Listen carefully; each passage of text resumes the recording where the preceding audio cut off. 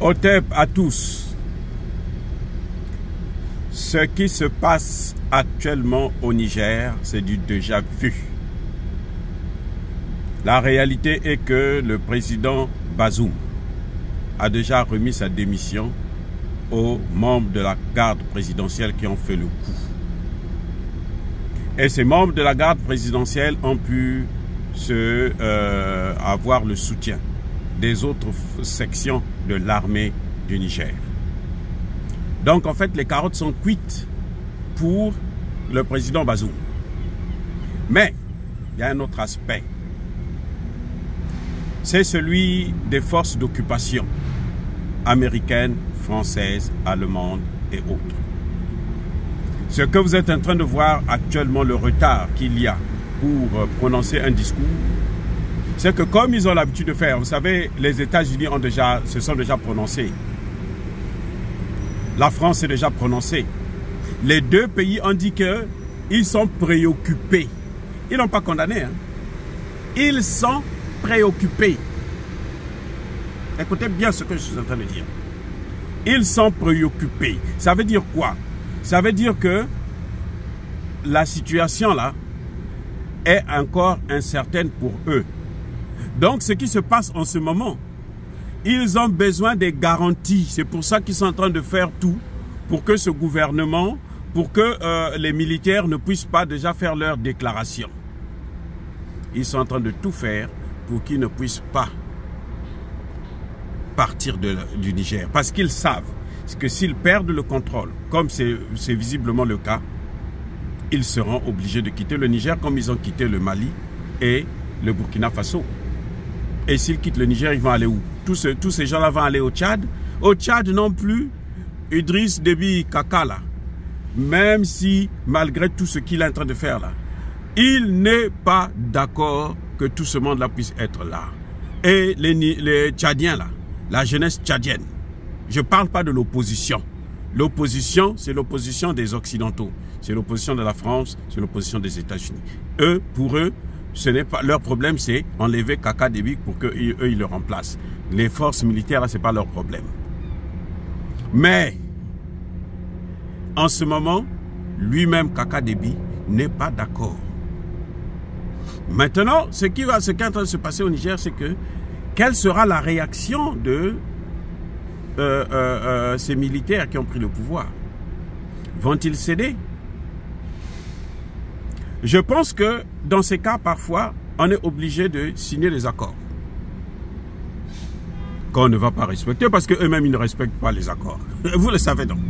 Ah ben, attendez, c'est pas moi qui vais vous le dire. Ce sont eux qui nous apprennent comment il faut faire, non? Vous signez les accords, vous obtenez ce que vous voulez, après vous ne respectez pas ces accords. Les accords, pour les respecter, il faut être la Chine, il faut être la Russie pour respecter les accords. Mais si vous êtes les États-Unis, la France et autres, ils ne respectent pas les accords. Donc tout ce que vous pouvez signer, ces militaires peuvent signer avec eux là, aujourd'hui là. S'ils sont déterminés à sortir le Niger de cette situation, ils ne le respecteront pas. Ou s'ils sont très courageux, ils vont dire vos affaires là, ça ne nous regarde pas. Nous voulons d'abord sécuriser notre pays. Voilà ce qui est en train de se passer en ce moment, ce sont des tractations. Ils l'ont fait avec Touadéra. Le jour que Touadéra prêtait serment pour la première fois en tant que président, ils ont gardé pendant plus d'une heure la présidente sortante pour qu'elle puisse signer des accords antidatés qui leur donnaient les matières premières et autres. En ce moment, les militaires actuellement là, ils sont en train de se battre pour que les autres, parce que s'ils ne font pas, ils sont prêts, s'ils ne font pas attention, les Occidentaux là, ils sont prêts à faire la guerre contre ces militaires. Voilà la vraie situation qui est en train de se passer actuellement. Bazoum, pour Bazoum là, les carottes sont cuites. Le vin est tiré, il faut seulement le boire. Mais les Occidentaux n'ont pas encore accepté la défaite. Ils sont encore en train de se battre pour voir, parce que vous voyez un peu tout ce nombre de militaires, des mercenaires qu'ils ont dans nos pays, qui sont, cela coule douce. Ils ont les femmes, les enfants, les machins, ils violent, ils tuent, ils font tout ce qu'ils veulent, ils essaient leurs armes, nouvelles armes. Après, ils les envoient en Ukraine. C'est là-bas qu'ils essayent ça. Ils polluent, ainsi de suite. Quel est l'autre terrain qui va les accueillir?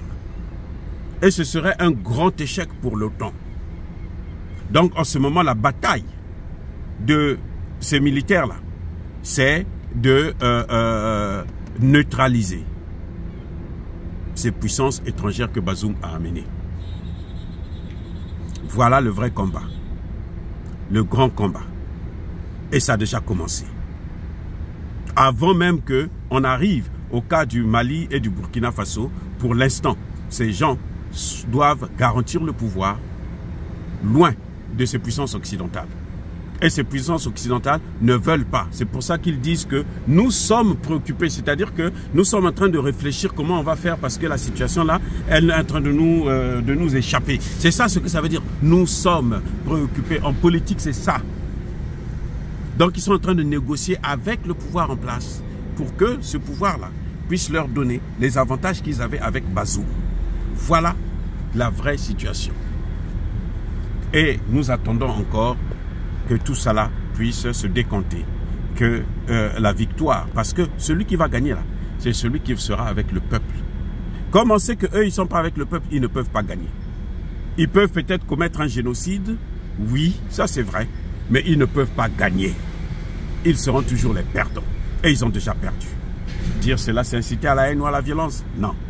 Yaba, colère, V, Yamalebe. Encore une fois, bien-aimés frères et sœurs, soyez bénis. Abondamment bénis. Prions pour ces jeunes militaires qui ont pris le pouvoir au Niger, qu'ils puissent s'affirmer et s'asseoir et commencer maintenant à travailler, notamment à rétablir la sécurité au Niger. Ce que les Occidentaux qui occupent le pays n'ont pas pu faire. Soyez bénis. Je persiste et je signe. Soyez abondamment bénis par le Dieu des Kémites et par nos ancêtres génisés. Mais que tous ceux qui persécutent le continent africain le pillent et le déstabilisent. Qu'ils soient noirs, blancs, chinois, arabes, indiens, qui qu'ils soient. Qu'ils soient maudits, punis, foudroyés, neutralisés, écrasés, effacés par ce Dieu des Kémites et par nos ancêtres génisés. Vive l'Afrique éternelle. Vive le Nigeria, le Niger, j'ai dit et j'assume.